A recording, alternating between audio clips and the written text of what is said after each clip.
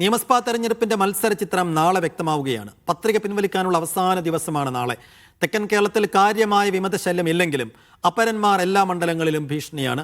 പരസ്യപ്രചാരണം തീരാൻ ഇനി 13 ദിവസം മാത്രമാണ് ബാക്കി. രാഹുൽ ഗാന്ധി ഇന്നും പ്രധാനമന്ത്രി ഞായറാഴ്ചയും പ്രചാരണത്തിനായി കേരളത്തിലെത്തും. സുനിൽ ഐസക് തിരുവനന്തപുരത്ത് നിന്ന് വിശദാംശങ്ങളുമായി. സുനിൽ, വോട്ടെടുപ്പിന് മുന്നേയുള്ള പ്രധാനപ്പെട്ട കടമ്പകളെല്ലാം കടക്കുകയാണ്. നാളെ നിർണായകമായൊരു ഘട്ടമാണ്.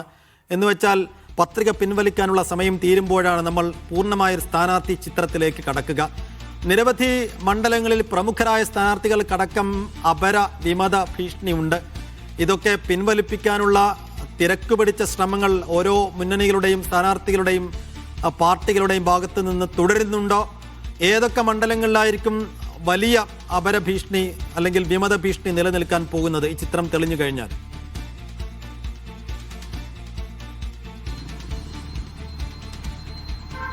സൈഫു, നാളെയോടുകൂടി മാത്രമേ കൃത്യമായ ഒരു ചിത്രം നമുക്ക് വ്യക്തമാകൂ. കാരണം പലയിടങ്ങളിലും കളം തെളിഞ്ഞു കഴിഞ്ഞു. അത് ദിവസങ്ങൾക്ക് മുമ്പേ തന്നെ തെളിഞ്ഞു ആരൊക്കെയാണ് പ്രധാനപ്പെട്ട 3 മുന്നണികളുടെയും സ്ഥാനാർത്ഥികൾ എന്നതൊക്കെ കൃത്യമാണ്. പക്ഷേ അതിനപ്പുറത്തേക്ക് ചില പ്രതിസന്ധികളുണ്ട് മുന്നണികളെ സ്ഥാനാർത്ഥികളെയൊക്കെ അലട്ടുന്നത്. അത് പലയിടങ്ങളിലും വിമതന്മാരാണ്, ചിലയിടങ്ങളിൽ വിമതന്മാരാണ്, പലയിടങ്ങളിലും അപരന്മാരാണ്. ഇതാണ് ഏറ്റവും പ്രധാനപ്പെട്ട ഒരു വിഷയമെന്ന് പറയുന്നത്.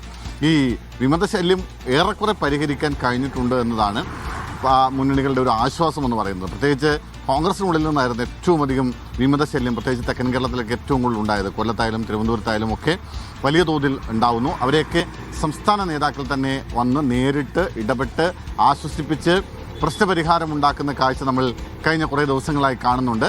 കൊല്ലത്തൊക്കെ അടക്കം പ്രധാനപ്പെട്ട അപരന്മാരൊക്കെ പിന്മാറുന്ന ഒരു സാഹചര്യമുണ്ടായി. തിരുവനന്തപുരത്തായാലും കാര്യമായ വിമതശല്യമില്ല, പത്തനംതിട്ടയിലും വിമതന്മാരില്ല എന്നത് എല്ലാ മുന്നണികൾക്കും ആശ്വാസകരമായ കാര്യം തന്നെയാണ്.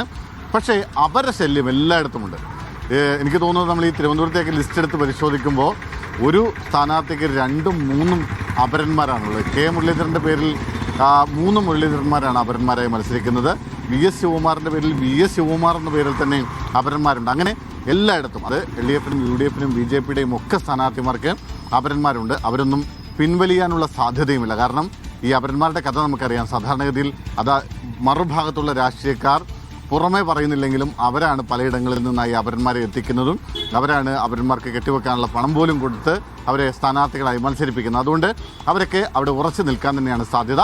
അപരന്മാർക്ക് ലഭിക്കുന്ന വോട്ടുകൾ ഒരുപക്ഷെ ചെറിയ വോട്ടുകളുടെയൊക്കെ ഭൂരിപക്ഷത്തിൽ ജയപരാജയങ്ങൾ നിർണ്ണയിക്കുന്ന മണ്ഡലങ്ങളിൽ വളരെ നിർണായകമാവുകയും ചെയ്യും. അത്തരത്തിലുള്ള നീക്കങ്ങൾ അതെല്ലാ കോണുകളിൽ നിന്നുണ്ടാവുന്നുണ്ട്, എല്ലാ പാർട്ടികളും ചെയ്യുന്നുണ്ട്. എന്തായാലും നിലവിൽ ഇപ്പോൾ നമുക്കറിയാം കണക്കനുസരിച്ച് 1254 സ്ഥാനാർത്ഥികളിൽ നിന്നായി 2125 പത്രികകളായിരുന്നു ലഭിച്ചിരുന്നത്. ഇന്നലെ 354 പത്രികകൾ സൂക്ഷ്മ പരിശോധന തള്ളിയിട്ടുണ്ട്. 3 എണ്ണം പിൻവലിച്ചിട്ടുണ്ട്. ബാക്കി പത്രികകളൊക്കെ നിലനിൽക്കുന്നുണ്ട്. നേരത്തെ സേഫ് പറഞ്ഞ പോലെ ആലപ്പുഴയിൽ മാത്രമാണ് ഇപ്പോൾ ഒരു സന്നിഗ്ധാവസ്ഥ നിലനിൽക്കുന്നത്. അവിടെ UDFൻ്റെ ഔദ്യോഗിക സ്ഥാനാർത്ഥി കേരള കോൺഗ്രസ് ജോസഫിൻ്റെ റെജി ചെറിയാൻ്റെ പത്രിക സംബന്ധിച്ച് കോൺഗ്രസും CPM ഉന്നയിച്ച പരാതിയുണ്ട്. ആ പരാതിയുടെ അടിസ്ഥാനത്തിൽ അതിൽ 3 സെറ്റ് പത്രികകൾ നൽകുന്നു. അതിൽ ഒരു സെറ്റ് പിന്തുണയ്ക്കുന്നവരുടെ ഒപ്പില്ല എന്ന് കണ്ട് മാറ്റിവെക്കുകയും 2 സെറ്റ് പത്രികകൾ ഇന്നത്തേക്ക് സൂക്ഷ്മ പരിശോധനയ്ക്കായി മാറ്റിവെക്കുകയും ചെയ്തിട്ടുണ്ട്. അവിടെ നിർണായകമായൊരു മണ്ഡലം കൂടിയാണ്. അവിടെ കോൺഗ്രസിന് വിമത സ്ഥാനാർത്ഥിയുള്ള സ്ഥലമാണ് അവിടെ. എന്തായാലും UDF സ്ഥാനാർത്ഥിയുടെ പത്രിക എന്തായാലും അംഗീകരിക്കുമോ ഇല്ലയോ എന്ന് വലിയൊരു സസ്പെൻസ് ആയിട്ട് തെരഞ്ഞെടുപ്പിന് മറ്റു കാര്യങ്ങളിലേക്ക് വന്നാൽ സുനിൽ, നാളെയോടുകൂടി ചിത്രം തെളിയും.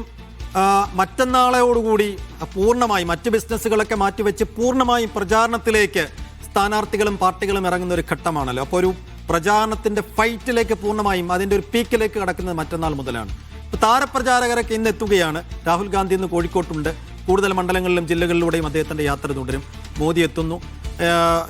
പിണറായി വിജയൻ മുഖ്യമന്ത്രി എല്ലാ മണ്ഡലങ്ങളിലൂടെയും കടന്നു പോകുന്നുണ്ട്. അപ്പോൾ ഈ നിയമസഭാ തെരഞ്ഞെടുപ്പിന്റെ പരസ്യപ്രചാരണ പോര് മറ്റ് കഴിഞ്ഞുപോയ നിയമസഭാ തെരഞ്ഞെടുപ്പുകളെ അപേക്ഷിച്ച് എത്ര വലിയ ചൂടുള്ള ഒരു പോരാട്ടത്തിനാകും സാക്ഷിയാവുക? 15 ദിവസങ്ങൾ മാത്രമാണ് ഈ പരസ്യപ്രചരണത്തിന് ബാക്കിയുള്ളത്. അതൊരു വലിയ പ്രധാനപ്പെട്ട കാര്യമാണ്. കാരണം ചെറിയ ദിവസങ്ങൾ, കേവലം 2 ആഴ്ച കൊണ്ട് ഓടിയെത്തണം സ്ഥാനാർത്ഥികൾക്ക്. പല സ്ഥാനാർത്ഥികളും ആദ്യഘട്ട പ്രചരണം ആരംഭിച്ചു കഴിഞ്ഞിട്ടുണ്ട്. എന്തായാലും ഈ തെരഞ്ഞെടുപ്പ് സെറ്റ് ചെയ്യുന്ന അജണ്ടകളൊക്കെ അതിങ്ങനെ ഓരോ ദിവസവും ഇങ്ങനെ മാറി മാറി വരുന്നുണ്ട്. കഴിഞ്ഞ ദിവസമൊക്കെ നമ്മൾ കണ്ടത് BJP യുമായി ബന്ധപ്പെട്ട ഡീൽ ആരോപണമാണ് കോൺഗ്രസും CPM ഉന്നയിക്കുന്നത്. പിന്നീട് മുഖ്യമന്ത്രി ഉന്നയിച്ച ചില വാക്കുകൾ ഉയർത്തി കാട്ടിയുള്ള പ്രചരണമായിരുന്നു.